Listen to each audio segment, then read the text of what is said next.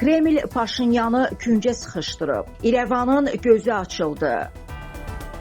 Ermənistanla Rusiya arasında İrəvanın qərbə inteqrasiyası səbəbindən yaranan gərginlik pik həddə çatıb. Rossellxoznadzorun iyunun 12-sində Ermənistandan bütün karantin nəzarəti altında olan məhsulların idxalı, həmçinin Rusiya ərazisindən keçməklə digər Avrasiya İqtisadi İttifaqı ölkələrinə tranzitinin bundan sonra məhdudlaşdırılması barədə qərarı deməyə əsas verir ki, Moskva erməni dövlətinə qarşı qida müharibəsi elan edib. Bu o deməkdir ki, Ermənistan məhsullarının Rusiya bazarlarına çıxışı tamamilə dayandırılır. Kremlin Paşinyan hökumətinə qarşı bu iqtisadi rıçağı uzun müddətdir mərhələ-mərhələ istifadə olunur. Məsələn, ötən illərdə də Rusiya müxtəlif bəhanələrlə yuxarı Lars keçid məntəqəsini günlərlə, həftələrlə, bəzən aylarla bağlayaraq Ermənistandan şimal istiqamətində mal idxal edən fermerləri çətin vəziyyətə salırdı. Bəzən minlərlə yük maşını həftələrlə gömrükdə dayanmaq məcburiyyətində qalırdı. Bu təzyiq isə ölkədə hakimiyyətə qarşı narazılıq dalğasının başlaması, Paşinyana qulaq burması vermək üçün nəzərdə tutulurdu. Bu təzyiq rıçağı zamanı bəzi məhsullara qadağanı Rusiya fitosanitar təhlükəsizliklə əsaslandırırdı. Son olaraqsa Ermənistanda 7 iyun parlament seçkiləri ərəfəsində tərəflərin münasibətlərindəki gərginlik daha da açıq şəkildə özünü biruzə verməyə başladı. Baş nazir Nikol Paşinyanın istər qərbə inteqrasiyası ilə bağlı açıqlamaları, istərsə də kollektiv təhlükəsizlik müqaviləsi təşkilatı ilə bağlı qərarları Kremlin səbr kasasını doldurub. Moskva ilə İrəvan arasındakı pərdə arxası siyasi gərginlik iqtisadi müstəviyə, xüsusilə də kənd təsərrüfatı və qida sektoruna köçüb. İlk olaraq may ayının sonlarına doğru Ermənistandan idxal edilən gül, pomidor, xiyar, bibər, göyərti və çiyələyin idxalına qadağa qoyuldu. Paralel olaraqsa bir sıra erməni konyak, şərab brendlərinin, Cermuk mineral sularının Rusiyada satışı dayandırıldı. İyun ayının ilk günlərində isə mövsümi meyvələrdən gilas, ərik, şaftalı, gavalı və üzümün də bu siyahıya düşdüyü müşahidə edildi. Amma Moskvadan əsən sərt külək getdikcə güclənərək kartof, badımcan və quru meyvələri də bu siyahıya əlavə elədi. Digər bir zərbə isə Ermənistandan Rusiya bazarına idxal edilən alabalıq və digər balıq məhsullarına olan qadağanın qoyulması ilə bağlı oldu. Ermənistan hökuməti bu qərarlardan sonra fermerlərə dəyən ziyanın ödəniləcəyini və aşağı faizli subsidiyaların veriləcəyini bəyan elədi. Paralel olaraqsa hakim komanda Avropa İttifaqı və Birləşmiş Ərəb Əmirlikləri bazarlarına çıxışlar təmin ediləcəyini bildirib və bunu eyni zamanda fermerlərə də tövsiyə edib.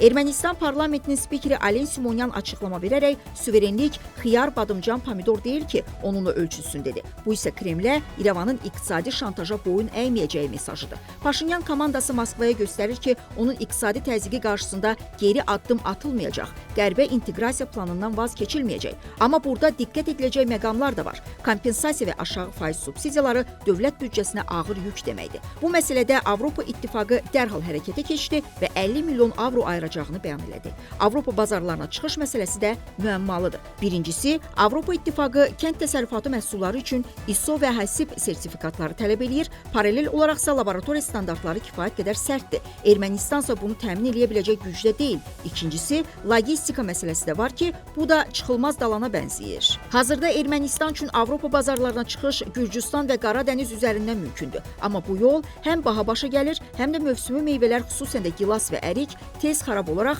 Avropa bazarlarına çata bilməz. Digər logistika problemi Fars körfəzi və Birləşmiş Ərəb Əmirlikləri ilə bağlıdır ki, hazırda İran, Amerika Birləşmiş Ştatları, İsrail münaqişəsi səbəbindən Ermənistan İslam Respublikası vasitəsilə məhsullarını bu bazara çıxara bilmir. Təyyarə ilə kənd təsərrüfatı məhsullarının daşınması isə astronomik xərc deməkdir. Bu üsula başvurulsa məhsulun maya dəyəri kifayət qədər arta və ərəb bazarı ilə rəqabətə dözməyə bilər. Bu faktlarsa deməyə əsas verir ki, Rusiya bazarına alternativ üzərində işləmək kifayət qədər vaxt alacaq. Eyni zamanda Avropa nə Cermuk mineral suyunu tanıyır, nə də bu bazarlarda erməni konyakına o qədər də ciddi tələbat var. Təcrübə göstərir ki, Kreml bu iqtisadi rıçaqdan siyasi məqsədlərlə istifadə edir və onun orbitindən çıxmağa çalışan ölkələri, xüsusən də postsovet dövlətlərini cəzalandırır. Bu faktlar qarşısında baş nazir Nikol Paşinyanın Moskvaya səfər eləyəcəyi barədə suala dəvət eləsələr gedərəm cavabı əslində Kremlə bir mesaj və gizli xahiş kimi oxuna bilər. Yəni erməni siyasətçi Putinə hələ masaya otura biləcəyini, danışıqlara yer olduğu mesajını ötürür. Çünki Paşinyan gözəl anlayır ki,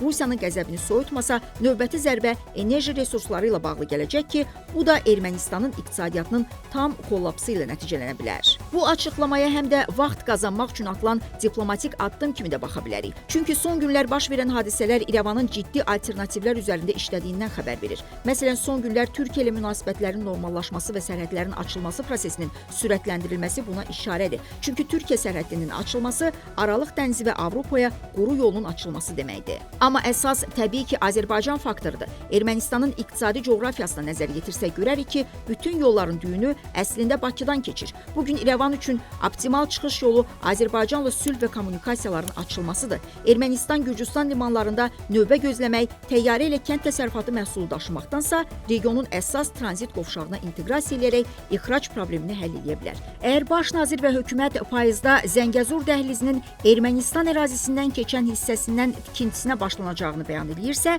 bu o deməkdir ki, İrəvan Bakının illərdir üzərində dayandığı iqtisadi layihənin özü üçün ciddi faydalarını tamamilə dərk edib. Çünki Zəngəzur dəhlizinin işə düşməsi Ermənistanın regional blokadasının tamamilə bitməsi deməkdir. Erməni fermerlər bu yolla rahat şəkildə məhsullarını Azərbaycan ərazisindən keçməklə Fars körfəzi, Mərkəzi Asiya bazarlarına, Türkiyə ərazisindən keçməklə isə Avropa bazarlarına ucuz və daha tez çatdıra bilərlər. Bugün Nikol Paşinyan və hökumət anlayır ki, Azərbaycanla imzalanacaq yekun sülh müqaviləsi Moskvanın Ermənistandakı ən böyük təzyiq rıçağının itirilməsi deməkdir. Kamil Məmmədov, Leyla Mehdiqızı, Rinat Qurbanov, Report.